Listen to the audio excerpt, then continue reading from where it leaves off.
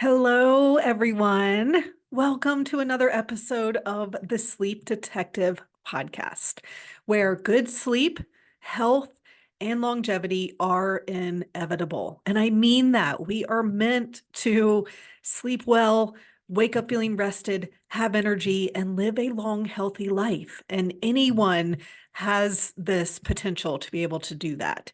So that is why I'm really passionate about this podcast and helping you understand what's actually causing your sleep issues and how to fix them.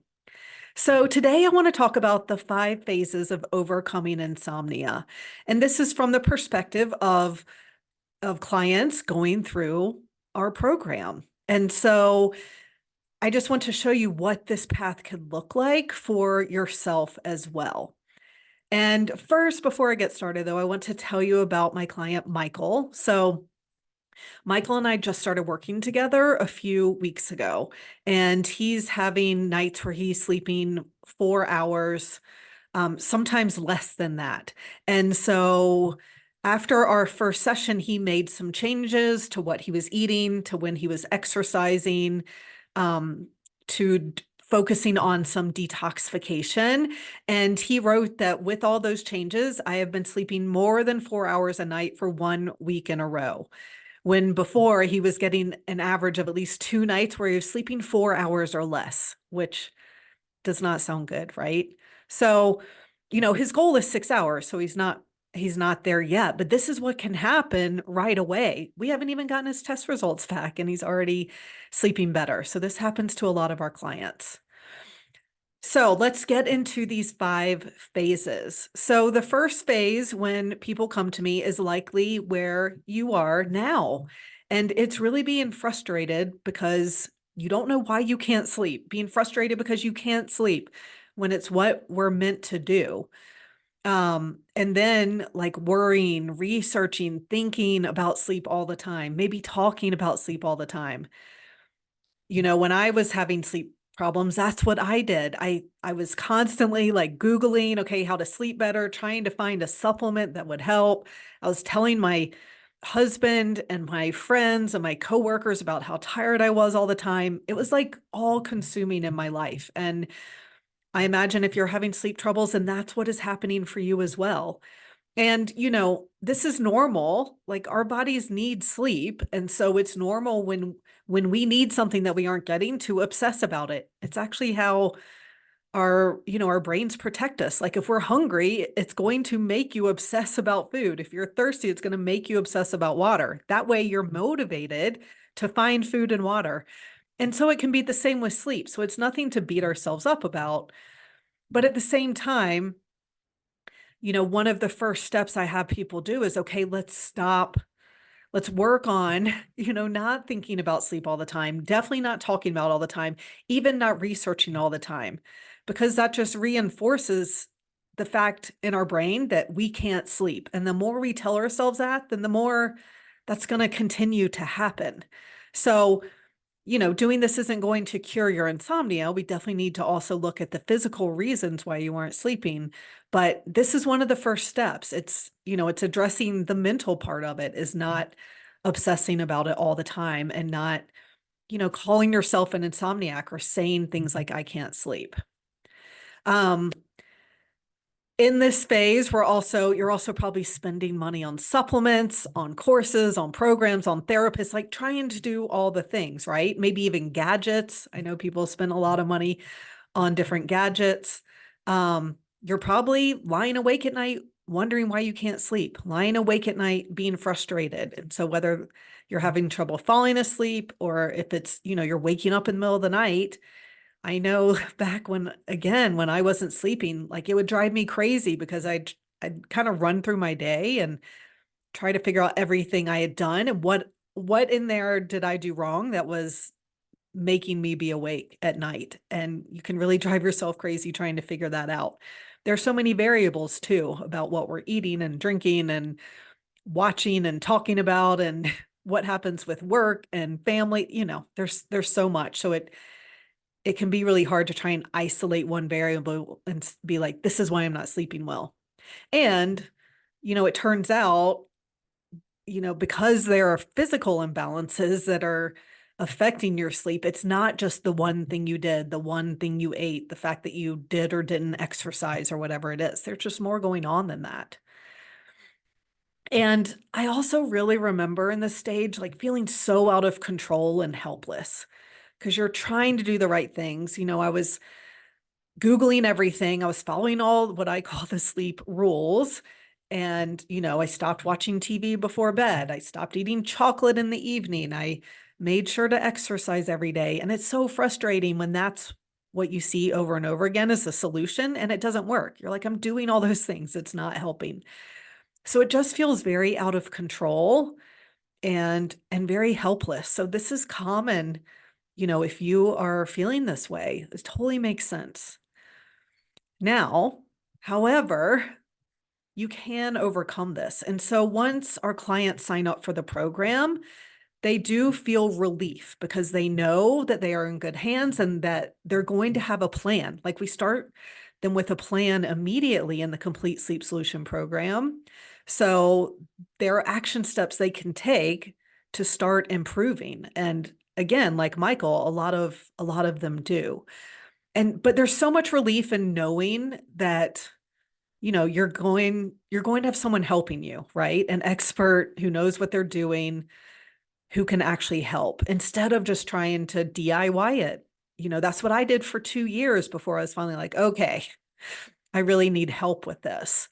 So there's a lot of relief that comes in just taking that step and signing up and deciding to move forward. And then as they, move forward in the program, then they start to see improvement. And again, for some people, it's right away. For some people, it takes a month or 2 or 3. A few people, it can take up to 6 months, but it usually doesn't. So I would say an average is 3 months for people to start seeing improvement in their sleep. And what happens is maybe they have more continuous sleep, or so they're sleeping in bigger chunks of sleep, or they're getting more hours overall, or the time they're awake is decreasing. I commonly see in people who are having trouble falling asleep that then maybe they fall asleep fine, but then they're waking up in the night. So it doesn't mean that anything's gotten worse or, it is really interesting how that happens. So then we just need to work on them. Okay, let's get you sleeping through the night. So that's kind of the next step, but that is really common for that to happen. They also tend to have less worry about sleep because again, it's partly there's that relief. And then that's also what we're working on. We're working on kind of rewiring your brain to not be thinking about sleep, especially to be thinking these negative thoughts about sleep. If someone has anxiety about sleep, which is totally normal, right? Like when you aren't sleeping well, you start dreading bedtime and you lie in bed and then you're just wondering like, am I going to be able to sleep tonight? Or when you wake up and go to the bathroom, then you get back in bed and you just wonder like, oh, am I just going to be awake now for 2 hours? So we really start helping you rewire your brain so that you aren't thinking those things so that doesn't sabotage your sleep. And then I do want to point out, and I have to remind all of our clients this, that the journey is always a roller coaster. And what I mean is it's going up and down. So I think we expect healing in general to be linear, right? Like you're starting down here at point A and we want it to go straight up in a straight line, way up to point B, to the goal. So say it's from getting 2 hours a night to getting 7 hours a night. And we expect that we're going to get 2 and then 3 and then 4 and then 5 and then 6 and then 7. And it never happens like that. It's the same with any kind of health issues. It doesn't just get better and better and better. I mean, it does over time, like that's the trend, but there are dips, there are ups and downs. So that's totally normal. And I call it the roller coaster. So, someone will sleep well for a week and then they'll have a bad night again. And it's easy to spiral into, oh my God, I've backtracked. I'm back to where I started. And so that is what we help support, is not spiraling into that, because that can totally sabotage your sleep again. But if you just keep in mind, oh, that's normal, I'm going to have some of these nights throughout this process, but I can see like a week of a better sleep is the most I've had in years. And so then there's one night that's a blip, and then they go back to a week of better sleep again. And then maybe there's one tough night, or maybe, something stressful comes up and it affects their sleep, which is again gonna happen. So if you can stay calm and realize, okay, this is just part of it, it's fine, then probably the next night you're going to sleep great. But if you freak out about it and tell yourself that you're going backward and nothing is working and spiral in that direction, then you aren't going to sleep as well. So this is why I say like working on the mental part is so important. So, and keeping in mind that the process is a roller coaster and there are going to be some dips, but as long as the trend is going up in the right direction, then that's a sign that everything's going well and things are improving. I also, talk a lot about focusing on what I call the gap or the gain versus the gap. So this is from, I think it was Dan Sullivan who wrote this book, The Gap and the Gain. And he talks about how, let's say you're sleeping 2 hours a night and you want to sleep 7. If let's say you start sleeping 3 hours, if you focus on, oh God, but it's still 4 hours away from 7 hours, like I'm still so far from where I want to be, then you're going to stay in this like scarcity, seeing the negative part of it, instead of if you're like, wow, I just went from 2 to 3 hours in 2 weeks. Amazing. So focusing on what you've gained, and then you're going to keep moving toward your goal without sabotaging yourself. So it's also something to keep in mind during the journey. And then the fourth phase is then, really like your sleep has drastically improved. There are some bad nights here and there. This may be a part of it forever. Like I have weird nights too. And sometimes it's, my son wakes up in the middle of the night and I get, you know, I can feel like the cortisol rush and it's hard to fall back asleep, or a stressful thing happens at work. And it totally, or, I find out some bad news right before bed, like that can totally affect my sleep. I don't think it's a big deal anymore.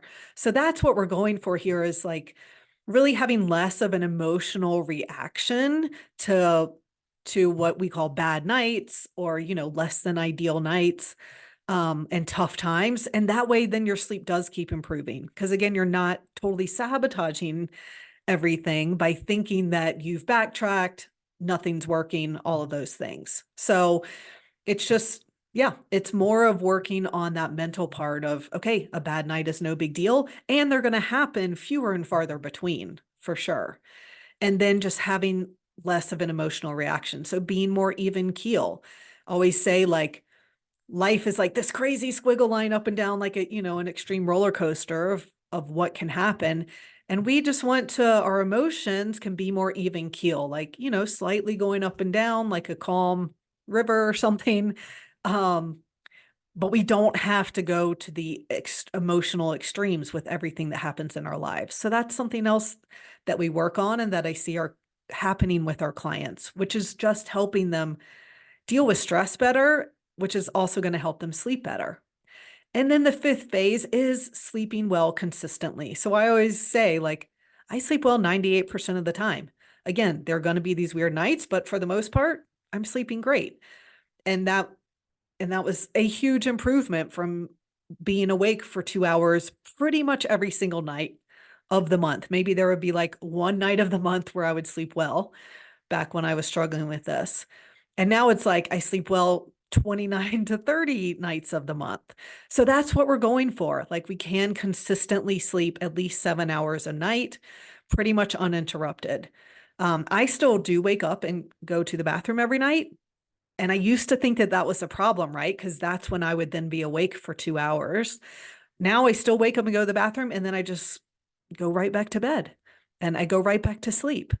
So that is what we are looking for. That's the fifth phase, is really being able to sleep well consistently. And also, I mean, we feel so much more in control when we're at this point. And if a bad night does happen, like usually we know what's causing it. So again, we're not feeling like hopeless and out of control and just having no idea what's going on. It's like, oh, this happened. Okay, that totally makes sense why I had a rough night last night. Tonight's going to be fine. So those are the 5 phases is, starting off being really frustrated, talking about sleep all the time, researching about sleep all the time, lying awake at night, really feeling out of control and helpless, to then getting some relief because you have a plan, to then seeing improvement over time, to then really having, accepting the bad nights that are getting fewer and farther between, having less of an emotional reaction, and to then sleeping well consistently. What I would say is 98% of the time.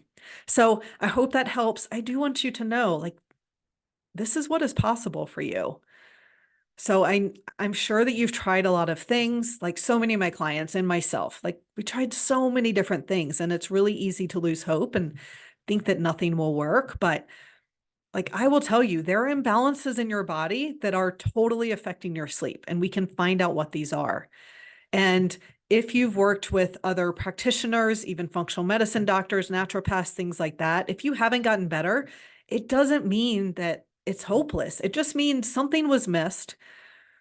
And it could be like a physical imbalance, or a lot of times what I see is missed is someone looking at the big picture, looking at everything that is causing this, because it's never just one thing. By the time you aren't sleeping well, multiple systems in your body are out of balance. So it's some combination of gut health and hormone imbalance, and usually neurotransmitters and toxins and inflammation, um, liver detox issues. I see them as everyone has their own puzzle with different pieces. Some of the pieces are the same, like gut health is a major piece, but how that looks for each person is different. Some people have a parasite. Some people have a lot of food sensitivities. Some people have H. pylori. Some people aren't digesting food well. It's some combination of those things. So gut health is part of it. It's different for everyone, and it's only one piece. We also need to look at, okay, how gut health has affected our hormones and our minerals and our ability to detox and so many other things. So I just want you to know that you can sleep well. Again, it's what we're meant to do. So the way to sleep well is to find the imbalances in your body and fix those, and to make sure that your mind isn't sabotaging your sleep. And that is what we can help you with. You can find more information in the show notes. And thanks for listening. I will talk to you next week.